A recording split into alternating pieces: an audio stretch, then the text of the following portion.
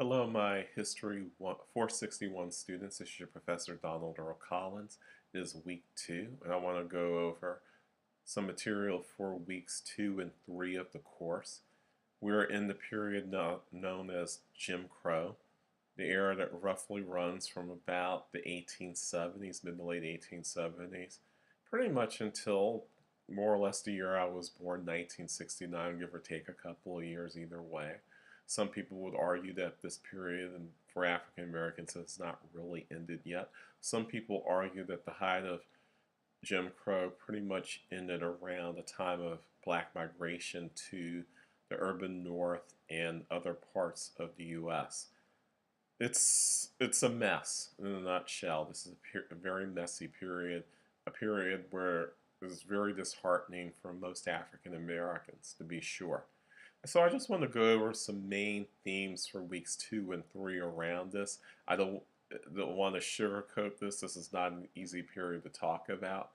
But at the same time, there are little nuggets and silver linings that people can hang their hat on, that people use to inspire themselves in this period to do things, to do great things, to do things for their families, for themselves, for their communities that wouldn't have happened otherwise.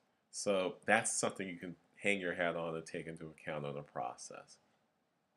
Week 2 is really about Booker T. Washington and W.B. Du Bois, not Dubois, Du Bois. And there are sort of different outlooks on how African Americans as a people can advance in U.S. society. It is not as simple as describing one as an accommodationist and the other as basically being some radical. But it is true to say that Booker T. Washington's approach to African American uplift was much more conservative than W.B. Du Bois's approach. They're both not exactly what we would call leftist sorts of approaches, not at this period of time. If you look at Du Bois's life and look at what he had written, say, since about 1925, 1930, Du Bois moves more and more to what would be a leftist position on African American uplift in American society. And Booker T. Washington's very conservative outlook is actually less conservative over time, certainly in the last 4 or 5 years of his life for a variety of reasons. So it's not as simple to say that one's an accommodationist or a racial accommodationist, willing to let white people walk all over African Americans, whereas the other is some sort of radical that wants to start a revolution and chase whites out of black communities or something like that. That's further from the truth. But it is important to note that there are key differences between the two. Booker T. Washington was part of the founding of Hampton Institute, which is now Hampton University in Virginia, and was the founder of Tuskegee Institute in 1881. So that's part of his background. He was born a slave. He was freed in 1865, along with most, not all, African Americans, maybe not on the date of the Union Army marching in or the date of the 13th Amendment being ratified, which was December 5th of 1865, but soon thereafter. In any case, his background's in education. His approach to uplifting African Americans comes through literacy and training and what is known as industrial education in this period, but what we would call vocational education or VOTEC today, some sort of technical base level training that enables people to earn what would be a living wage or something akin to it, something that's not quite slavery or slave-ish wages or something along those lines. And so that's his whole background. So when he gives his speech at the Atlanta Exposition in 1895, talking about cast down your buckets where you are at, where you lay, where you happen to be, in order to eke out a life or existence for yourself. When he says all of that at the exposition, this is his signal to other African Americans, the 12 million or so African Americans, 10 or 12 million or so African Americans who live in the United States at this point in time, that to expect to be able to curtail the build-up toward the Jim Crow era, where states rewrite their constitutions so in the South so that African Americans go to segregated schools if they weren't going to segregated schools before, or are segregated in terms of public accommodations in general. They can't use the same public restrooms, bathrooms, water fountains. They have to sit either in separate cars on a trolley line or on a train, or they sit in the segregated section at the back of a bus or a trolley or on a train. All those sorts of things. Local customs where black men have to step off and women have to step off sidewalks in order for white folks to walk by. Not make eye contact with them unless they want to get beat up or chewed out or called the N-word or possibly even arrested or hurt or killed. Those sorts of things. All those customs and policies are a part of this. Booker T. Washington is essentially saying, do not expect these things to change anytime soon, if ever. So the best thing we can do as a people is to go out here and make the best possible living we can. Du Bois counters that argument eventually with Souls of Black Folk. He writes other things that try to counteract this argument, but he counteracts this argument through Souls of Black Folk primarily. It's really his first successful book, even though technically between his graduate thesis, his dissertation, his doctoral thesis from Harvard University, and from his first book on the Philadelphia Negro, which is really the first major work in the field known as sociology. So he was both a historian and a sociologist. And his book really is the first book in American sociology to cross the bounds of history into what we now call the field of sociology. So you have this genius counteracting basically Booker T. Washington simultaneously. A genius who, in modern terms, in today's world, we would essentially call biracial. He was black, but his father was white. He's basically of Dutch/African American parentage at the same time. Grew up in Western Massachusetts. Spent a little bit of time in the South, particularly at Fisk University, where he earned his bachelor's degree in 1890, I believe. So at the age of 22, went on to Harvard to earn his PhD in history, even though basically his degree would be more like a combination of history, sociology, and philosophy simultaneously. In 1896, he was only the fourth African American to ever earn a PhD. And he was the very first African American, I believe, first or second, to earn a PhD from Harvard University. So this guy's a trailblazer, going up against another trailblazer in his own right, but from a very different angle. And so what he writes in Souls of Black Folk to counteract Booker T. Washington is around the idea that you can own property, start a trade, get an education, do all of those things, and still remain protected. His point was that without political power and the ability to wield that political power, without the ability of the federal government to help enforce the rights of African Americans to use their political power to the greatest extent possible through voting and through coming into elected office and through other means, that there was no way to protect African American property, African American skills, African American jobs, African American educations. Because ultimately, when a violent mob comes for you, and if you don't have any political power, there's nothing you can do about it. And that was essentially his argument in Souls of Black Folk. And that's the nature of what black historians consider the great debate between Booker T. Washington and Du Bois.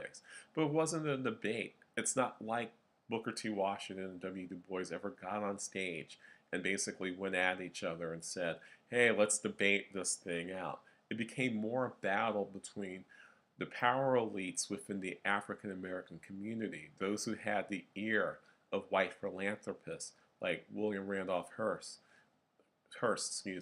and Andrew Carnegie, or from Pittsburgh's standpoint, Andrew Carnegie, and John D. Rockefeller, and other people who would fund schools, black schools, who would fund African American cultural activities, who would provide grants, those sorts of things. They tended to side with Booker T. Washington because his plan was a practical plan. It was a simple plan. It confirmed everything they thought of African Americans to begin with. So the money people were on the side of Booker T. Washington for the most part, whereas the blacks who sided with Du Bois's sort of view on what African Americans need to do in order to gain their uplift through political participation and mobilization and radicalization and fighting Jim Crow laws and those sorts of things.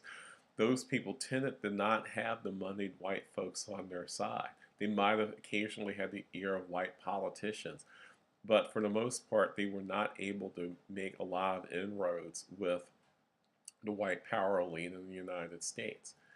What these folks end up doing is founding with white support the NAACP in 1910 through the Niagara movement. So you have this group of radicalized whites who actually do believe in black equality, mostly Jewish, some not, but mostly Jewish, along with a lot of black women like Mary Church Terrell, who's from the Washington, D.C. area, and Ida B. Wells Barnett, who's married at this point, and Nanny Burroughs and other folks who support the building of this new organization along with Du Bois and other people.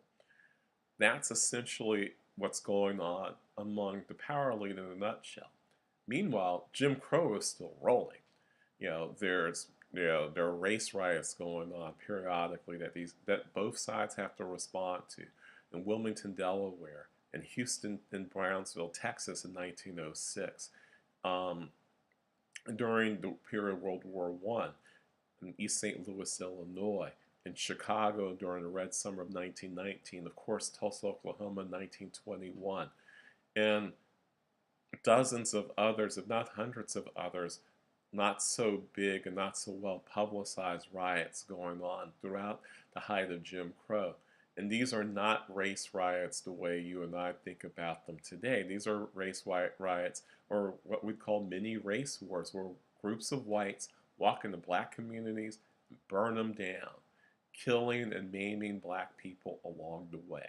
That is what the race riots were back then.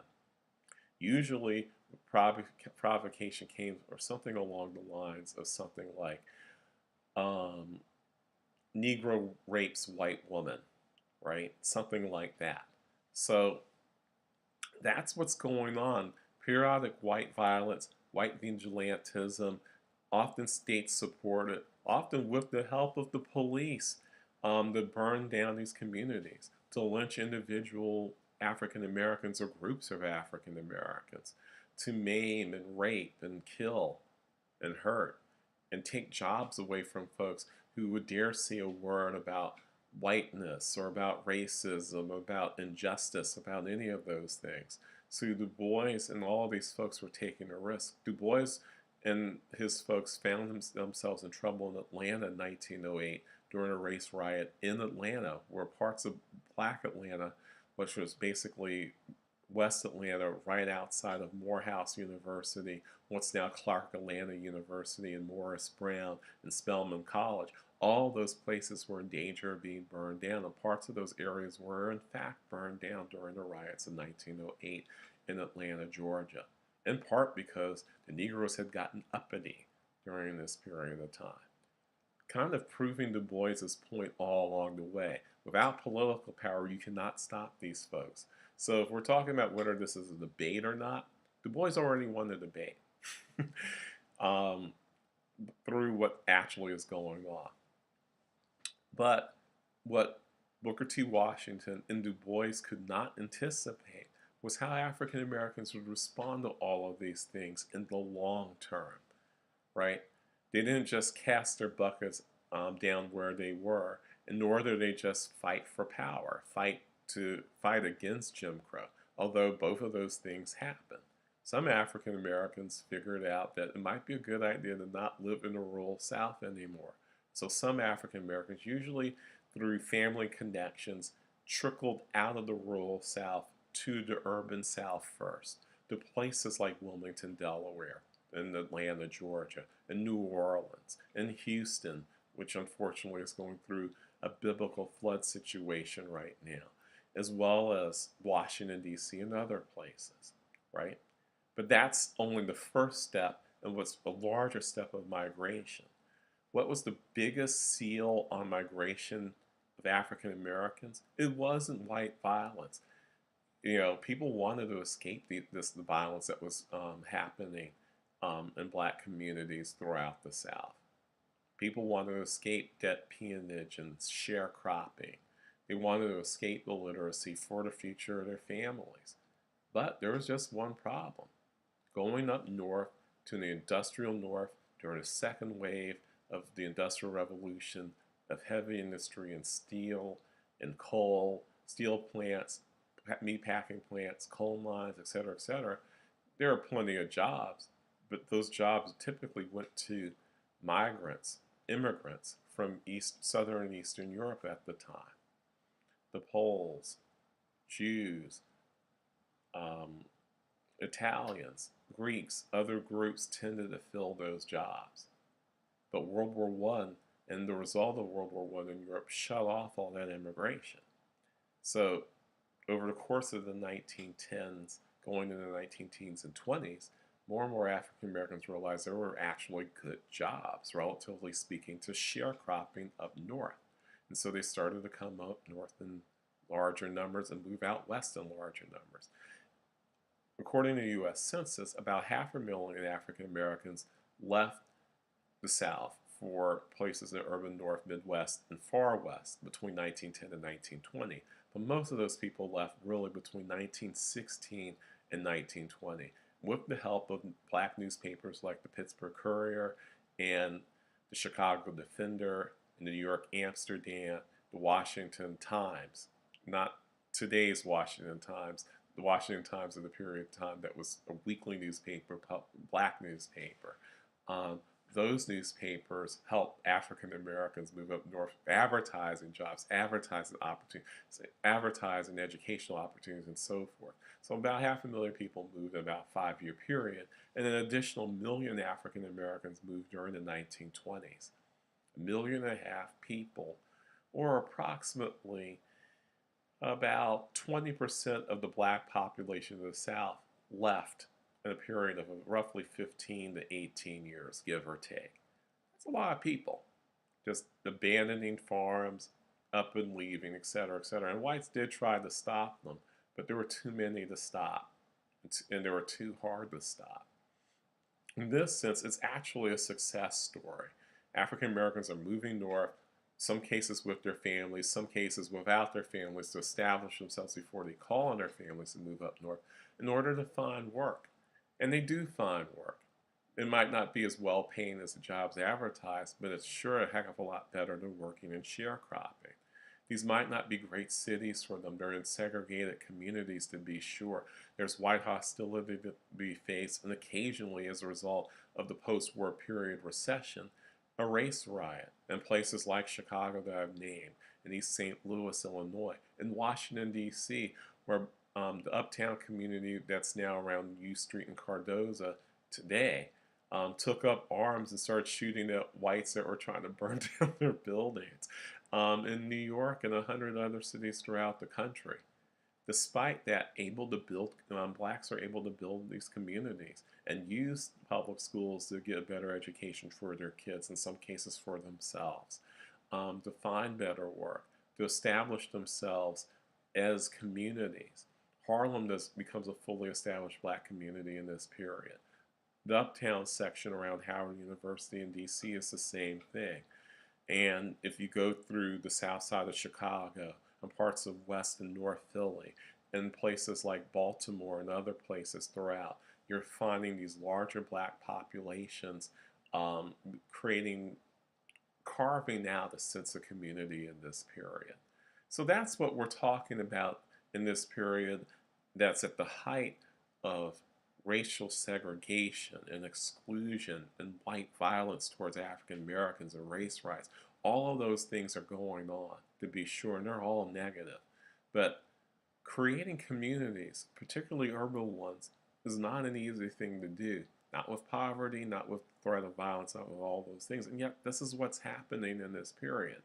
And it's important to note how tremendous this is in creating not only a present that is less onerous and less oppressive than what you might have lived through as a kid or as a teenager in this period, but what it can do for your kids as they grow up in the communities where they are relatively safer, where there are relatively um, more opportunities for them, where there's a better chance at an education for them and a future for them, and how that might have helped shift African American communities and the African American experience in terms of radicalization and fighting for political power and fighting against injustice, particularly as we get into the 1930s, 40s, and 50s.